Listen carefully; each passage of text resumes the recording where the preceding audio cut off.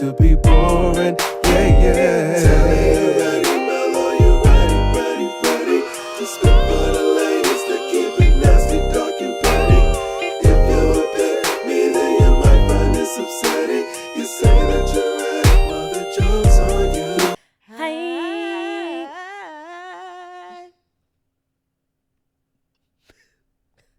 Okay. If you gonna do it, commit. Yell. Do it. Do it. No, I'm kidding. Don't do that. No, because I'm gonna do it and it's gonna actually be good. You're gonna be like, no, because now I didn't. Yeah, all the pressure is on. Yeah.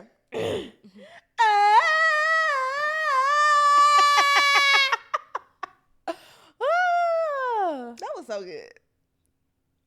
Yeah. I bet when I'm riding home by You know myself what? and Hell no one's yeah. around to hear it, it's gonna sound so good. Period. It's gonna sound so You good. supposed to sound good to you in your car.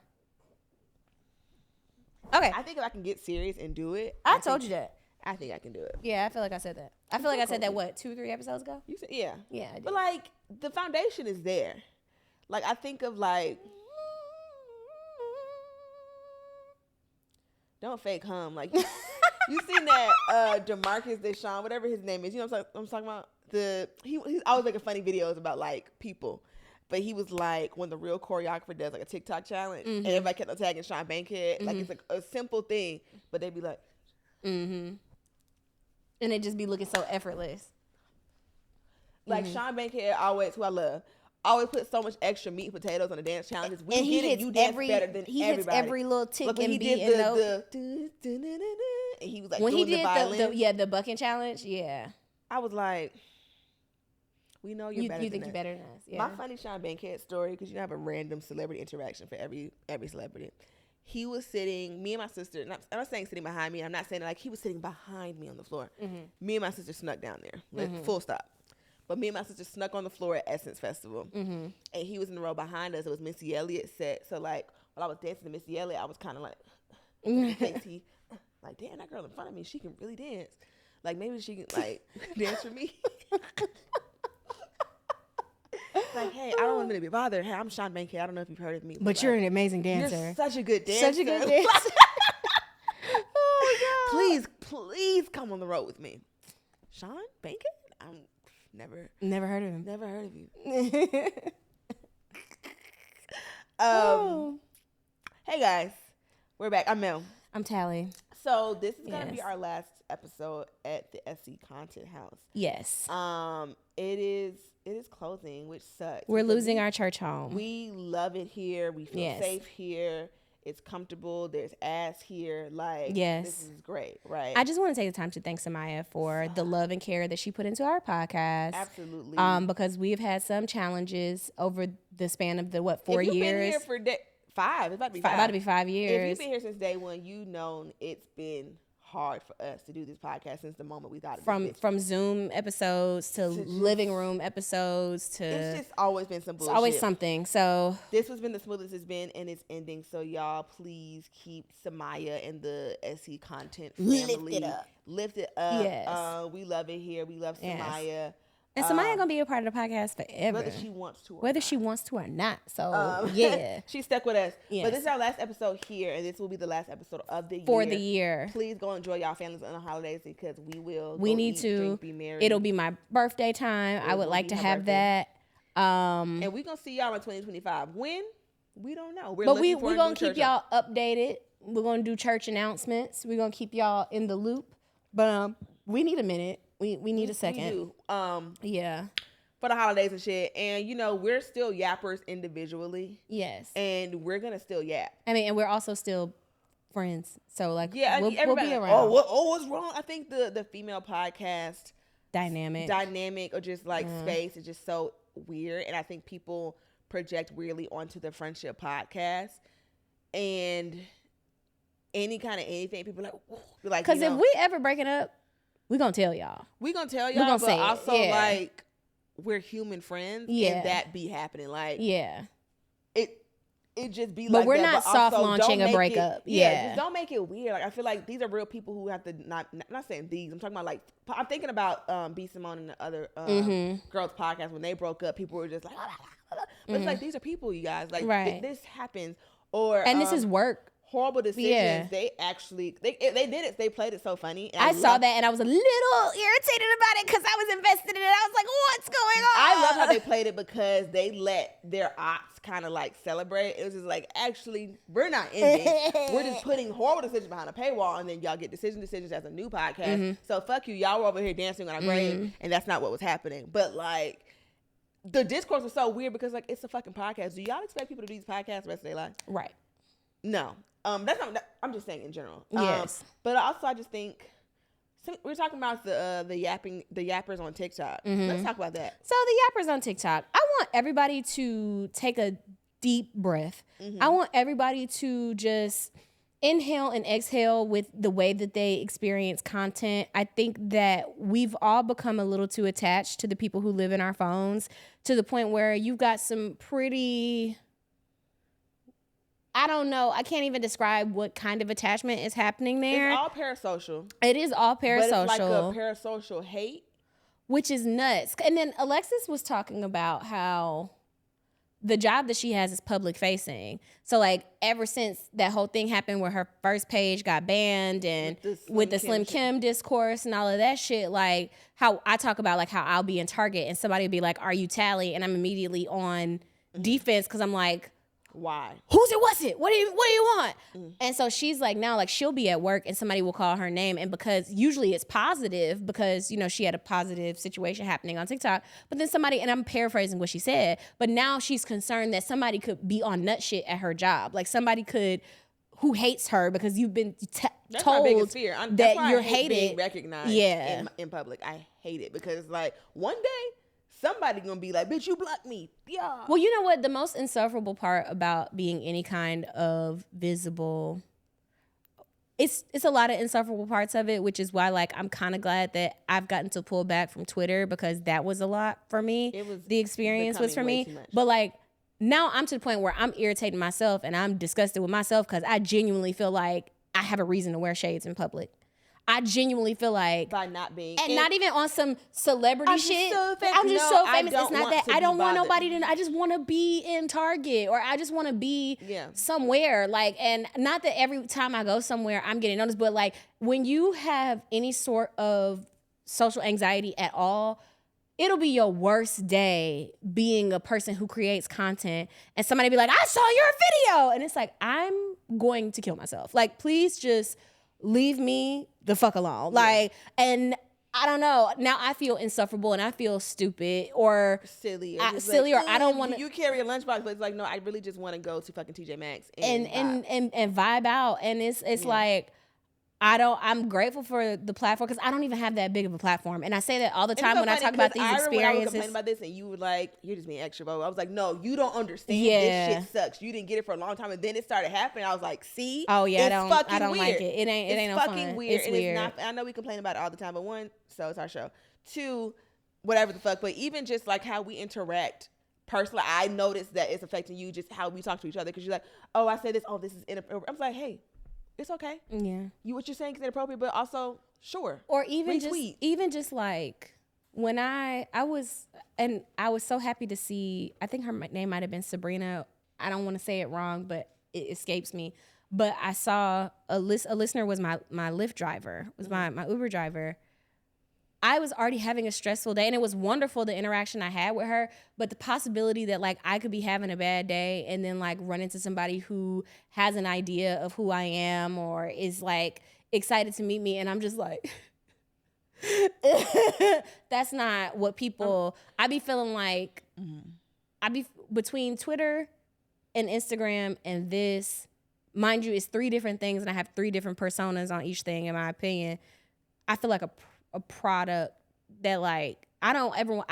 One of my biggest fears is being a disappointment to people or like offending people. Like sometimes like I'll tweet shit and it won't be anything specific. I won't be saying anything in particular about anybody, but I can see people drawing conclusions about me, about what I'm saying or about what I might mean. And it's just like, and sometimes it's people close to me. Like sometimes it's people I know. And it's just like, Yeah. Like shit with old girl that we talking about. Why are you doing that? Like, I know you. You know what I'm saying? Like, I know you in real life. Why are you behaving like that? Like, you got my number. You have my number. Like, why are you doing that? So it's just very tiring. It's very tiring. It's also like, again, I've been putting together my dissertation on this for like a year or two right now, right? Mm-hmm. But it's like it's a level of parasocialness. Like, you feel like people project, and there's a projection of it as well. These are grown people, some younger, some older, but just like you put so much into these people who live in your phone, and or just like the level. I'm so just like if I say something, for example, people will want to take one little thing that you said, or maybe something that you didn't even say, and now that's who you are and that's what you do now. Mm-hmm. But it's also like, you wouldn't be so disappointed in me for being whatever the fuck if you touched grass, right? Or if you had real friends, yeah. Or if you so the example I'm using, and we realize that can get nasty. We realize the whole having real friends, going and touch grass conversation can get nasty, but that. It is what it is. Like, you're so upset because this is your main form of human contact. And I even have to unplug myself. Like, I have to take my own advice in that, because when I'm out, when I put that fucking phone down and I go smell the fucking roses and go talk to real people in life, and it may be like someone said something problematic. I'm like, oh my God, y'all, did y'all hear that? I'm like, oh wait, this is real life. Oh, okay. I can breathe. I can take a minute. Yeah. I don't have to be on 10 all the time.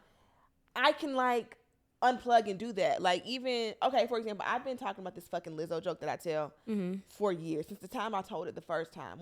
And I keep on saying, I'm not talking about Lizzo herself. I'm talking about the way people treat Lizzo because of the body that she lives in. I'm telling it as a joke, and it's crude because that is my style, but I'm not saying anything against actual Lizzo. Right. But now, because someone perceived it that way, now I tell fatphobic jokes. That's just what it is now, right? And it's just going, I'm sorry, go ahead. Fuck facts, right? So, like, even when that girl was being weird with me on with the Twitter shit, and then my exchange with the fucking Zetas on Twitter. So the thing was, the Zeta was a Trump supporter. She was a really weird Trump supporter, white supremacist. You got to pick a struggle or whatever, right? And one of my Delta mutuals said something to her, like, I forgot what the exchange was, but I do know she was a Trump supporter. And she goes to my Delta like, oh, I don't associate with big back brides, something. Mind you, she was wrong and fatphobic to begin with. So I'm like, I look at her page, I look at her bio. She's a Zeta, cool. And again, a lot of Zetas, I like about 3 Zetas, and none of them are small. And that's fine, because again, I got some my back is medium, but if you want to talk about big backs, I got plenty of them on my team too, on the pink and green side. That's not the point of what I was saying. And I was saying, there's a very easy joke to make about you saying you don't talk to big back brides. But I'm not going to make it. I'm not going to say that. But I'm being mean to you because you were being mean. Because you're being mean. So I'm being mean back to you. I'm returning your energy, but it's turned into you blocked all the Zetas on Twitter. No, I blocked the Zetas on Twitter because me and some of the Zetas that follow me were keying. We were laughing the fuck down at the joke. But then it becomes some Zetas coming like, yeah, because you a fat bitch yourself. It's crazy that you going to say that, blah, blah, Zetas fat. That's not what I said. Okay, enough. So now I'm blocking you because, girl, why you call me all kinds of fat bitches? I'm defending all the big backs. Honestly, I was little baby big backs. That's right. But but now that's what I am now. But sometimes it's because you have a platform. A lot of smaller creators or people who are small creators and wish to be a bigger creator think that they get to say and do whatever they want to say, and that all of their takes are super original. And when it comes to you, because you have a large platform, it comes to me, then it's, how dare you with a huge platform say attack it? Me. Like, you're attacking me and you sicking your people on me, or you doing that. And it's like, no, like, I was going to say this whether I had 8 followers or 800,000 followers. I was going to say it regardless. So, because this is the person that I am. But sometimes it's the audacity of platform. Sometimes people are just irritated with you because you got a platform and they don't. And that's really it. And that just seems so elementary, so high school, but that's really what it comes down to. And it's like, also, I've always had a platform. I always have, because I always just say. And I always behave like I have a platform, whether I do or don't. Whether I do or not. The way that I behave, the level of quote unquote arrogance that I have has not changed since I was about 17 years old, because I've been that girl when I had 3,000 followers. I built this Twitter from scratch in 2020 to where it is now, and it's not even a huge platform, but 40,000 followers in 4 years ain't bad. I built that shit brick by brick, just being myself. It wasn't even like a Twitter. Can't even do that. You can't be yourself, and honestly, yourself ain't that fucking great. So you You think, okay, the yappers. Let's go back to the yappers. The yappers on TikTok, You yes. got the Meccas, you got the Jamilas, the Alexises, Yes. the Sabrina. And then what's the brown skin baby name? Brown skin bougie, the boy? Brown skin bougie. Yes. I don't know who the actual then five the is. But she didn't outliers, specify who the five were. She did Dev the Menace. She did it in a way that was so masterful because you wanted the attention and you wanted the engagement. Like, did you get the clicks? Did you get the views? Because you wanted now people we're to guessing who the yes, five is. because I also think that includes Christina, whom I love. I think that includes Shaheem. I think that a bunch of people have their own five that they're starting So to who are your hate. starting five? Right, like, and these are the people you just assume that they're talking about. Right. Yeah. And these yappers, we have things to say. And they're like, oh, they all say But the you know same they thing. talking about Mecca. Now that was the Mecca's one for sure that they're for is sure one of the talking about. yappers. Yes. But even the way people act with Mecca, she literally wakes up, yawn, gets on that phone with them glasses, and starts talking. Yes. Y'all don't have the gift of And gab she like Mecca does. It'd be funny, it'd be insightful. And also, if you don't agree, like Scroll with the when she was talking, the initial point that Mecca was talking about in the response to the Slim Kim, I didn't disagree with her. She said that she's, people treat you better when you're smaller. They as someone do. who's been in a bigger body and a smaller body. She understands, and that's how I perceived it because. And maybe the Slim Kim girl is a little slow, but the point that Mecca was making, I agree with. You know what I'm saying? Slim Kim ain't no damn slow. No, I'm talking about like slow as not like so. I'm just like, she be maybe coming from like, I'm just so skinny and perfect and beautiful, which is stupid. That's not where she was coming from, though. And that's the point I want to make about that. I want to talk about this so bad. Sorry. Okay, let's talk about it. I'll I'm thinking about the Slim Kim you've made being some of your whole personality, which is icky in and of itself. But the point that you're making about there's nothing better than being skinny. Life, not saying life in general, but like people treat you better in general when you are smaller. And that is a fact. Full stop. Her Slim Kim, oh, I'm so skinny and so delicate and blah, blah. Girl, fuck you, which is fine. But the point overall, I agree with. Well, see, the thing about the thing that Mecca said is something that, like, one, I talk about all the time how you can also include Mecca, you can include Alexis. The thing about it is that even though we don't exist in the world's smallest bodies, we have shapes that are accompanied by privilege. And that is that's also a thing. Cute. So people probably thought that Mecca should have shut the fuck up about that because just because she's not small doesn't mean she doesn't have privilege. You know what I'm saying? And so I think that is why people were irritated with that. The situation with the Slim Kim thing, I think it's also very tied into how Black people and American culture is shifting further right again and getting way more conservative in that the thin is in thing is fully back in and thin people are understanding that. I said this on TikTok and then the skinny girls got in my comments and started being crazy, so I deleted it. I've never heard a skinny person when they express their love for their body do it in good faith. It's always, if you scratch it a little bit, it's always, if you just give it a lick and a wipe, it's always that I know I'm being treated better than other people. I know that I can fit the clothes when I go into the store. I know that airplane seats are made for me. I know that I don't have to be wary of bar stools. I know men think especially if you're short and skinny, men think you're dainty. They want to help you. Fashion is made for you. Whenever the girls talk about being runway size or sample size, I'm like, you're so nasty because you know exactly what you're implying. Right. You are, and then I also want to get into the discourse about the Skims Dolce & Gabbana collab.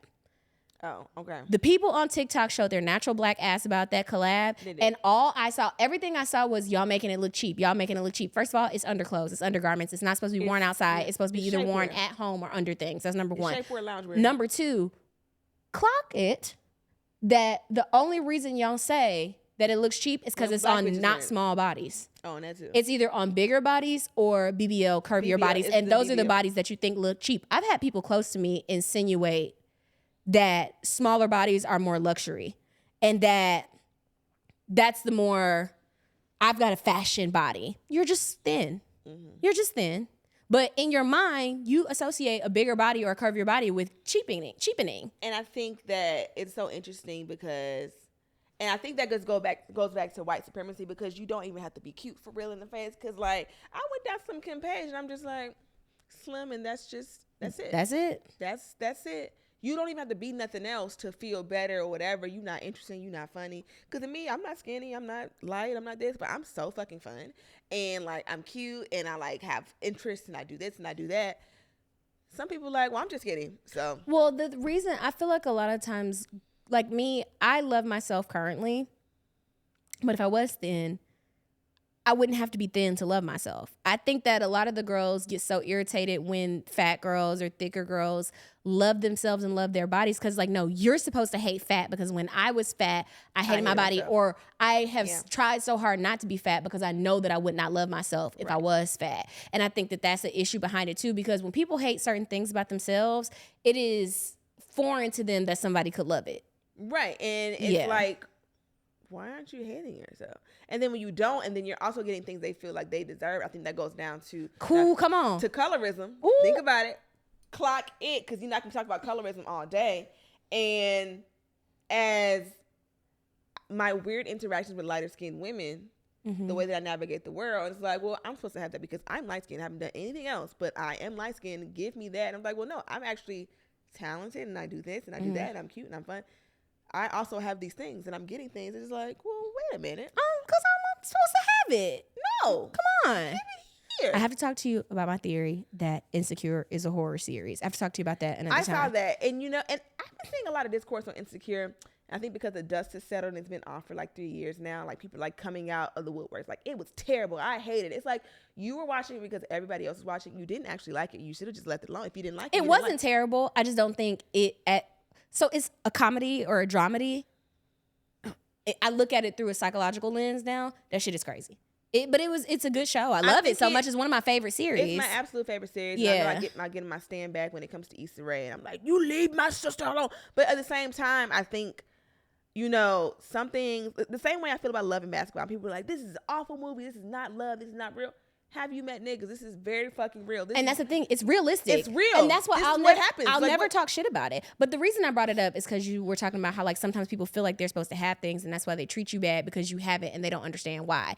And Molly. So, because if you think about it, like Molly is everything that you are supposed to be to have a man and to have a family and to be successful. And she didn't have one. And because she viewed Issa as a mess, you could tell through the language that she believed that Lawrence should have been hers. No, specifically Lawrence himself. You don't even deserve Lawrence.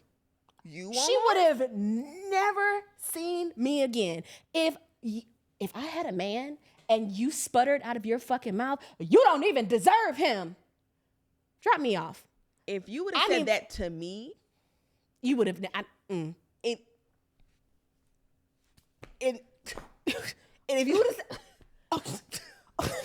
because bitches, you cool? Bitches, you fucking cool? Are you well? What the fuck do you mean? I can't imagine saying to any of my female friends that they don't deserve a man. It's a man. First of all, a man is a punishment anyway. Saying that I don't deserve anything is crazy. Saying that I don't deserve a man, and then specifically the man that I currently have, run it. And it's like, and she said it like, you don't even deserve Lawrence. Would you like Lawrence? Should I leave? Should I leave y'all fucking to it? But I will say that sometimes, and that's why I brought it up, people feel like they've behaved a certain way their whole life, or they've taken advantage of their privileges in a certain way, that like when you have something, or you just like don't fail. You know what I'm saying? Or like you don't fail in the same way they fail. Like sometimes people will fail and you'll fail, and they will view your failure as more of a success because you didn't fail how they failed. And it's like, baby, we're all failing. Well, the thing is, that is literally like my life story. I think about so many different parts of my life, or I think about me getting to where I am in comedy or whatever. But it's like, the story? Oh, well, you over here. Like, okay, for a lot of people, who was I talking to the other day? Like, I was explaining like why undergrad was traumatic for me. Mm-hmm. And I was talking about like, I lost my grandmother. I lost one of my closest friends. My group chat got exposed. All this shit in one semester. And I'm like, bitches have killed themselves for less. Bitches have changed schools, cut their hair off, became hardcore lesbians with flannel cut-off shirts for which is okay. Nothing wrong with being First of all, you just described Samaya's outfit, which is why I started laughing. I was thinking, oh my God. I was thinking of the episode of. That's why I was like. Oh my God, I've been using that example for a long time. That's not even what I meant. Oh my God. I was thinking of the episode of Family Guy. I was thinking of the episode of Family Guy when Meg becomes a lesbian. Do you remember that episode? That's what I was talking about. I wasn't even talking about fucking I'm over here like. You think I was talking about you? I'm so sorry. No. Oh, I can't even fucking see somebody. First of all, I'm here for the jokes.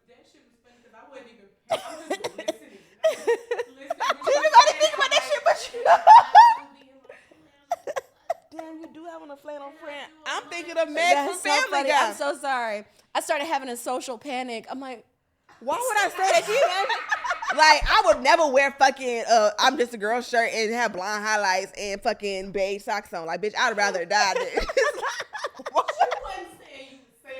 I was saying, but the example that you use, I'm like, stop. She cut off all her hair. She wearing a flannel. I'm like, bro, like, stop it. my back is turned. That is what be happening. But Life life was lifing. You gotta cut your hair off sometimes. Oh, But sorry. the fact that I did it kept going, and it's like I'm failing upwards, like, bitch. And also, like, when you take your L's silently, people think you're not taking L's. So then it's just like, and then I think of just like the whole, people think you just got it. Or I think about how many black women, successful black women, I've watched interviews, I've talked to other black women, I don't know, like me getting engaged. I didn't do the things that I'm supposed to do for boys and do this and do that, and I still quote unquote won. But women have been raised their entire lives to be wives. And I was having this conversation while you were in marital bliss at the fucking birthday event. We were having a real conversation like this because, you know, they were talking about being single and we were just talking about like what that looks like or how I feel about being engaged. I'm just like, it's just fucking weird just how like black women, our parents raised us to be wives. We were all raised to be wives. Like, well, my parents, I'm a youngest, so they didn't stop giving a fuck by the time they raised me. So... But still, like, I wasn't raised to cook and clean, but I still, quote unquote, won. But so many wife robots were made.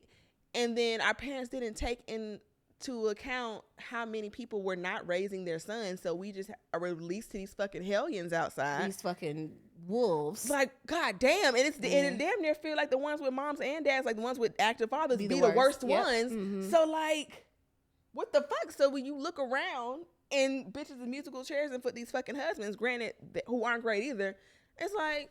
Well, the thing about it is, now, one thing the Bible did and one thing that Christianity did that has always stuck with me and guided my life, like I've said before, jealousy is a natural thing. Comparison is a natural thing.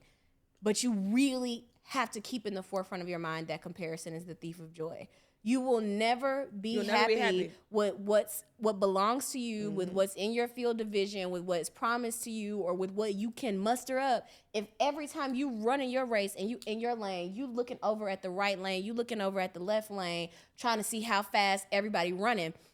I was driving. I don't like taking the Birmingham way to get to Huntsville because taking the Birmingham way to get to Huntsville, you end up driving through a lot of sundown towns. So I don't like taking that way. But my mother prefers me to take the Birmingham way because she does not like the mountain drive. I love driving up and down Lookout Mountain. It's so gorgeous to me. So I'd rather I like that. do that than be in some bullshit ass town getting strung up in a tree at the Texaco. So I'm on the highway. I'm taking the Birmingham way to Huntsville. And traffic is so bad because it's holiday traffic and I'm in my lane and I'm like, fuck. I'm like, this is so slow. I'm in the fast lane going slow. The other lanes are going faster. And so I'm like, fuck this. I'm going to get over. So I get over into the lane next to me. My lane that I was in started moving fast and the lane I got into started moving slow because the lane you were in is the lane you needed to be in. And I think about that moment much now, and that was just last week. But that is guiding my life now, that just because the lane you're in is not moving as quickly as you see other people's lanes moving, you don't know what obstruction is up there in front of them or what danger is up there causing them to be able to move fast. They might get where they're going too soon. And if you get in somebody else's lane, you might not even be prepared for when you get there. You might not even be ready when you get up there because you should have been going slow. You should have been going the pace you were fucking going. But you in a rush to get to a destination you ain't even prepared for. Your wig ain't even on good. And that's a word. And that's just now, whatever somebody else got going on, I think about all the time the things that I feel like I could have achieved. I have several friends that including you, that I feel like have had different support systems than me and that have had not the same mental health challenges as me and not the same, all these different heartbreaks and sadness and whatever the fuck. I think about that all the time and I'm like, what could I have been if I had that? But then I have to remember that like all the different things that have happened to me because I'm supposed to be who I am now. Right. And those are the things that are going to take me where I'm going in my lane. So sometimes people get so upset and so frustrated that they don't have the things that other people have, which is righteous. You do deserve support. You do deserve love. You do deserve all of the things that you're looking like, well, why not me? You do deserve a partner. You do deserve a husband if that's what you want. Looking over at what other people are doing is only going to make you worse, sadder, and take away your focus from getting the things you want. And I think about that all the time. Like, I compare myself. Like, the holidays are bittersweet for me, not because, I lost my dad, I lost this, I lost that. But, like, I was with Dwayne's family for Thanksgiving. And we, his parents are divorced, so we spent time with his mom's side, time with his dad's side. And his dad's side, it was 80 people there for Thanksgiving. They, like, rented out a space for Thanksgiving, had, like, a whole buffet set up. 80 people. I cannot name 80 family members to save my life. Like, even when we did have Thanksgiving when everyone's alive, I'm not even saying that to be funny, but it was only like my dad and my grandma who passed, for real. But, like, damn. 80 folks. people? Yeah. It was 15 for a crazy year at my house. You know what I'm saying? So, like, I don't have that. Like, even with you, like, you have a grandma. You have 2 grandmas. I don't have that. Even with my grandmas, when they were here, we weren't super close. When people like lose their grandma and be crashing the fuck out, I just be looking at it. Like, how I be looking when I don't know what to say. I be like, yeah, damn, right. I don't have that. But see, I never even knew you thought about that. I never even knew you thought about breakfast with your grandma. Like, damn, I don't have that. And it's like, you covet thing, not covet, but like, no, it's like, coveting. It's covet, but not like in a negative connotation. But it's like, damn, I wish I had a grandma to go to. But I say, that's why I say that, like, people's relationship with jealousy and relationship with comparison and relationship with coveting, we don't like to treat our negative emotions as acceptable things. So, like how you said in the last episode, it really touched me, and it emotionally affected me that you said, like, I just stuff grief down like I always do. Like, I just put it in the back of my mind. And it's like, people have relationships with negative emotions, and it's like, it's not the idea that you're not supposed to experience that. It's, can you call it what it is, and how do you process it and move on?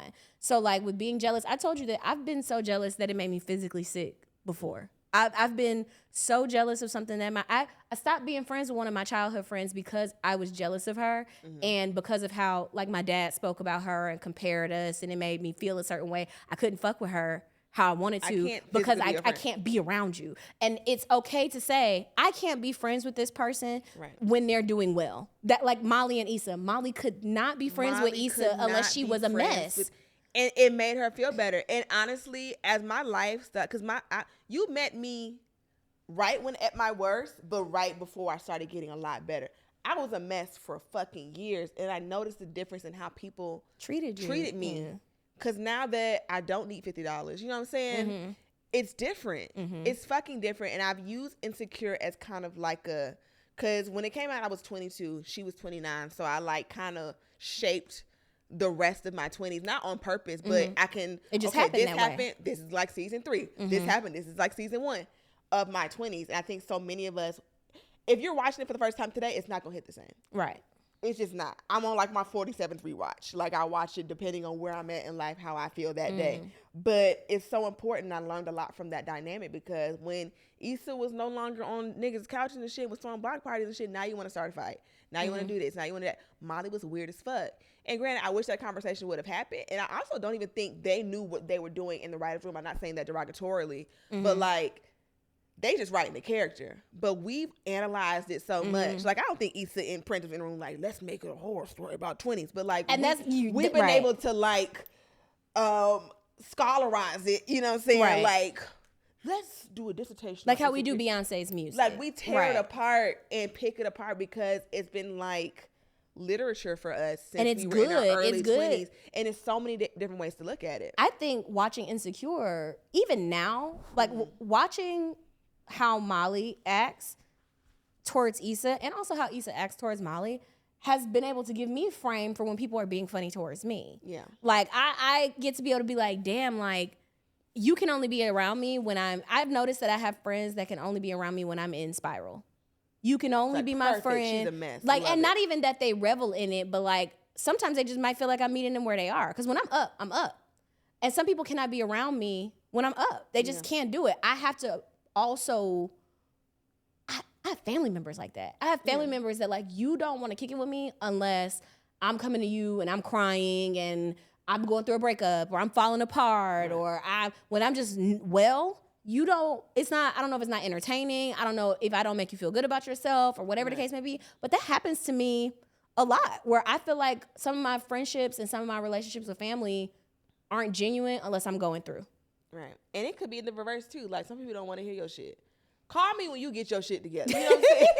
That shit is, and I've like, not with you, but I've been there. Like I had a friend who was always going through, because we've been pretty consistent since we've known each other. But like I had a friend who was always going through something. And like she was one day we were on the phone and she was just telling me all this bad stuff. I couldn't sleep that night. It was weighing on weighing on my spirit. I can't. And I think because, and like you said, I be stuffing grief in my back pocket. I store it, whether I realize it or not. And I think about now, when I was telling somebody about like college and stuff, I was like, I put it in context as a grown up, I can recognize it now. My daddy had just died. Like we were joking about it. And I was like, we had to, because her dad had died too. We talked about how we joke. Like I was telling her about the funny stuff that happened at my dad's funeral because we had to just back pocket. Oh, we gonna laugh at this, we gonna laugh at that. I had an album on Facebook called Daddy Funeral Pics because I'm taking selfies, taking pictures. Me and my sister but it's just like I had to just go through the motions to get so silly. And the pictures were cute. And I'm 15. He would have wanted y'all to. Your dad seems funny. He would have wanted y'all to have laughs. And he also, my dad was so vain. Like my dad invented the selfie. Like I told you, there are like 5 foot, huge, blown up pictures of him in our house. Not that we got made for the funeral. No, he made these for himself. Just to have. He made these for himself. So you see me taking selfies. I'm keeping hope alive. But I think about how I just had to keep going. My dad died. Okay, well, it's senior year, graduation test, homecoming, college applications, college essays, SAT, college. Okay, now I want to be okay. Like I just had to keep going. But all this bullshit was happening. I'm just like, why is this affecting me so much? At 30, your daddy just died. Yeah. I never really processed it. I never sat down. So we go through so many things. Okay, this is supposed to be a talk about manifesting, but for 2025. But this, honestly, it's kind of just getting your shit together. I mean, it's organic, to go into 2025. That's the theme.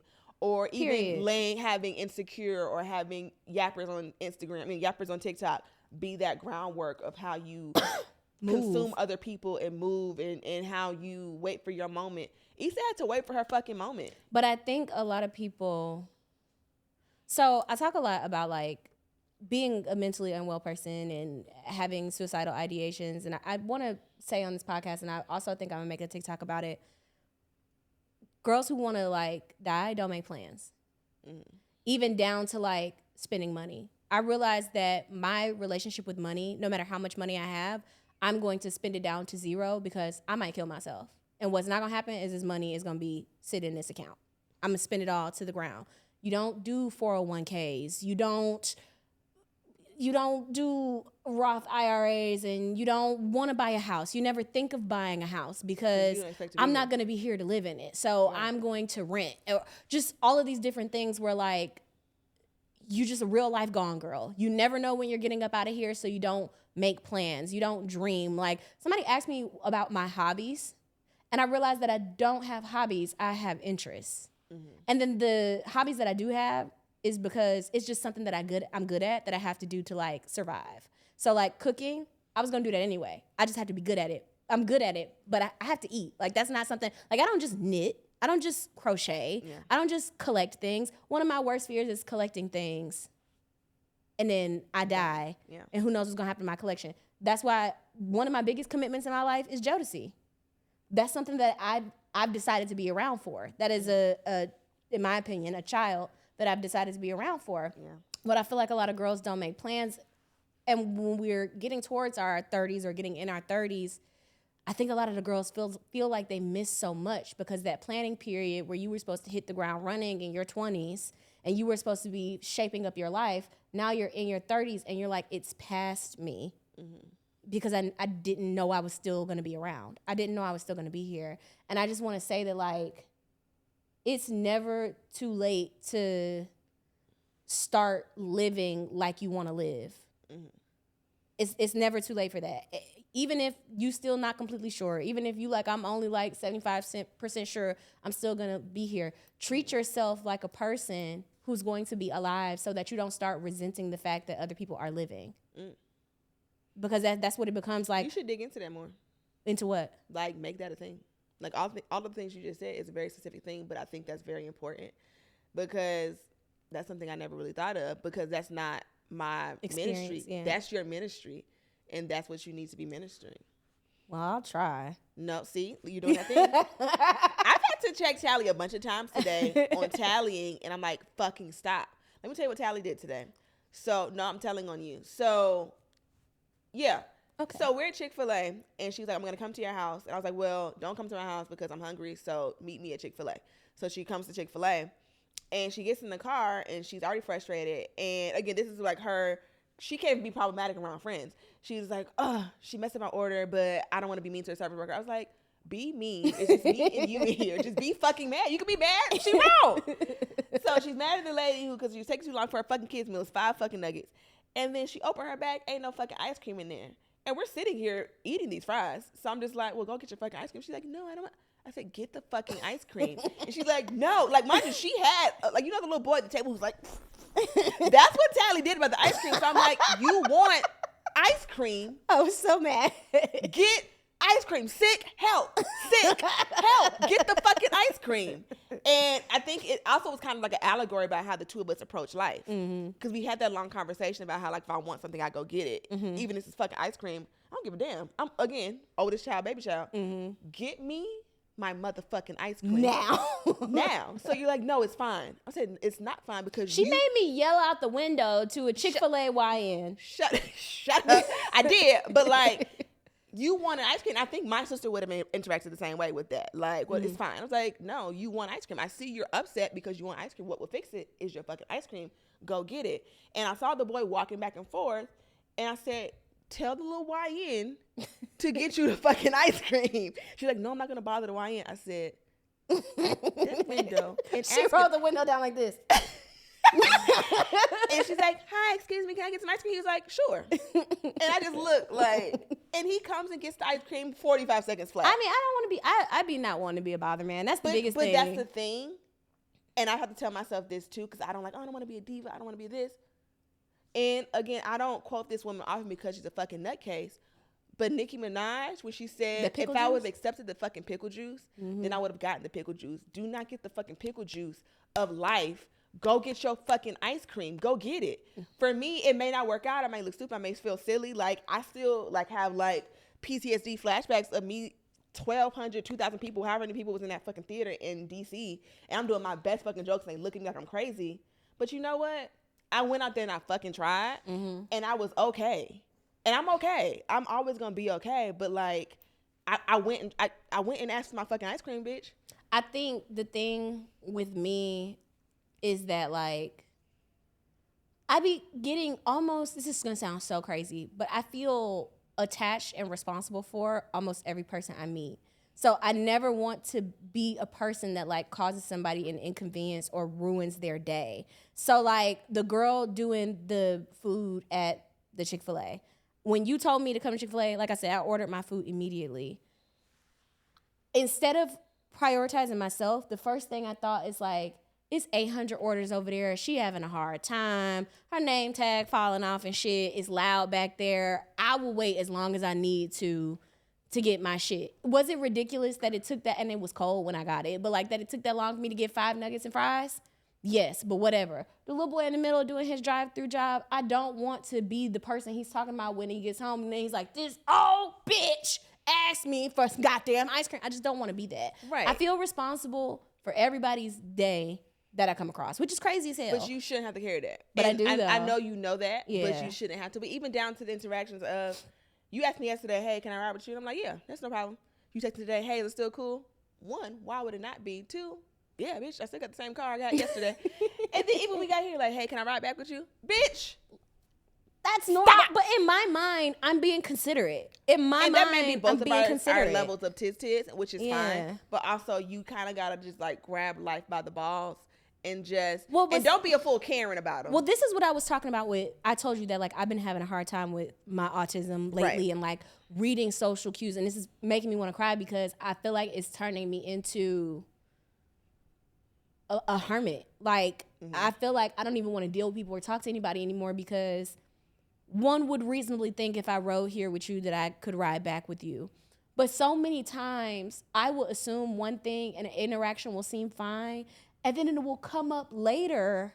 You know, this bitch wanted to ride back with me. It was a problem where there's secret beef or secret animosity, or I did something wrong that I didn't know that I did wrong. So now I feel like I don't even want to talk. I don't want to talk to anybody anymore. I don't want to be friends. Like unless we're currently friends, and even if we are currently friends, is not me and you, but just in general, like, it's really fuck you. Because we gotta have so many fucking disclaimers because people will look at a fucking eye twitch and be like, see, look, like, they falling out. It's stop being weird. But like, I have good intentions. And so like, I feel like I have to over clarify. I feel like I have to over ask. I feel like I have to double check because I feel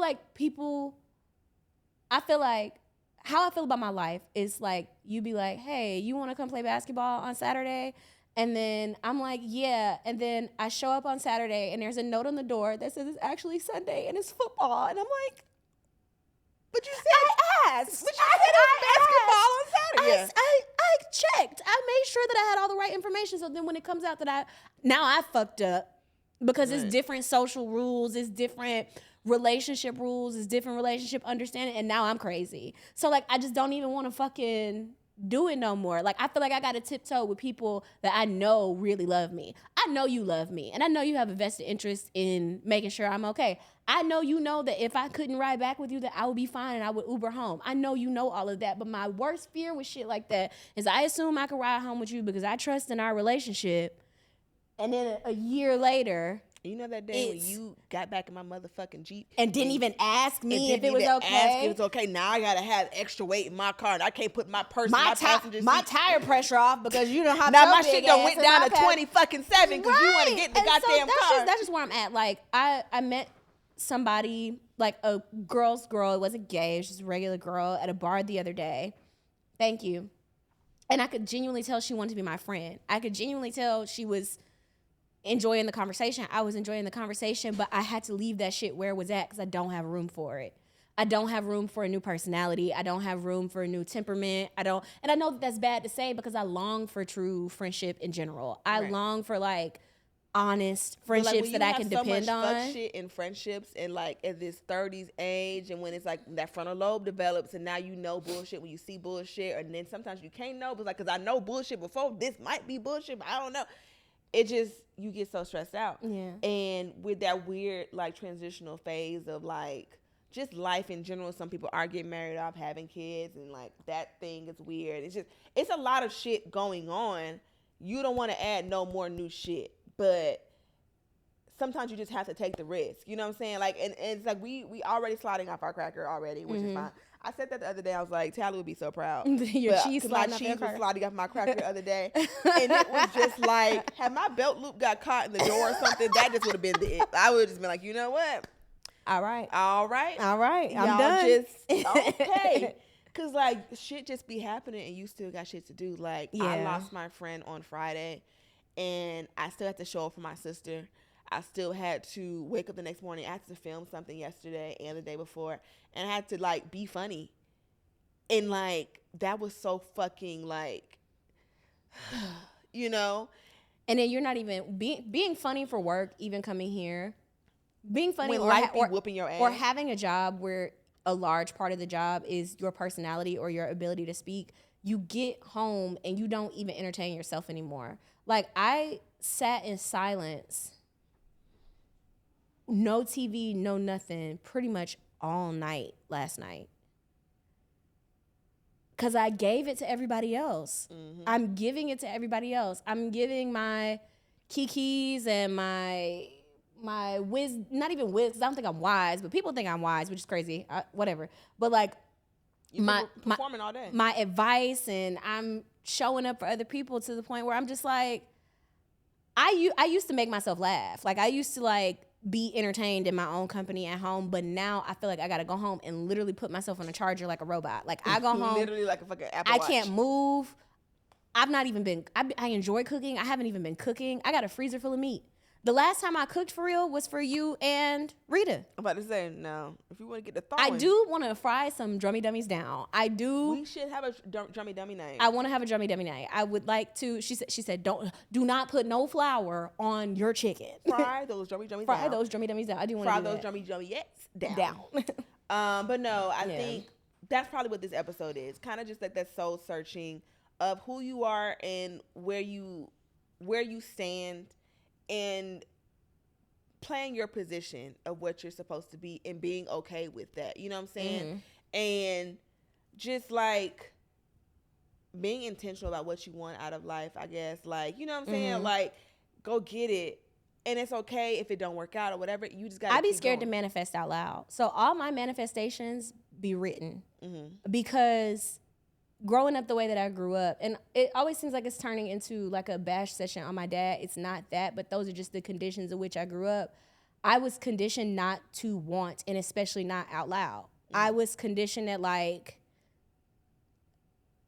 any want that I said that I wanted out loud was either just like brushed or it was like put down. And that's not even just exclusive to like my dad. Like I tell you all the time, I was raised by a young hot girl. Like my mom was like a lot like my sister, more than she was like my mom. Like I remember like routinely like fighting with my mom about bathroom space, like we were sisters. Like, and it used to irritate me that like she would have all her time to get dolled up and get ready to go and do her makeup and her hair, and then it would just be like that I was an afterthought. And it's like, okay, it's time to go. And then I would vocalize it like, hey, I would like to get dressed up too. I would like to look nice too. And it'd be like, you're a kid, you look fine. That picture that I sent you where I had the Stevenson hoodie on, if you look at that date, that's my birthday.